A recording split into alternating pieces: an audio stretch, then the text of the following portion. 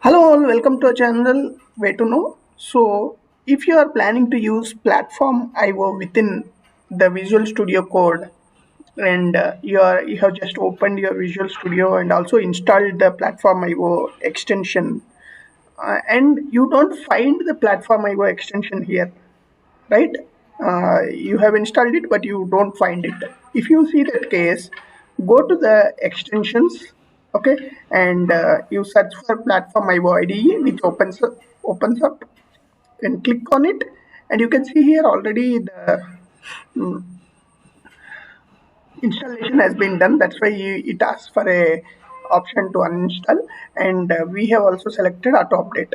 Now click on enable here. Okay, once you click on enable, you can see here the platform IO ID icon opens up, and now you can actually start using the platform IDE for writing your code. Okay, so you can see here there are options that are opening up. So in case if the platform IO ID icon is not appearing, just enable it this way.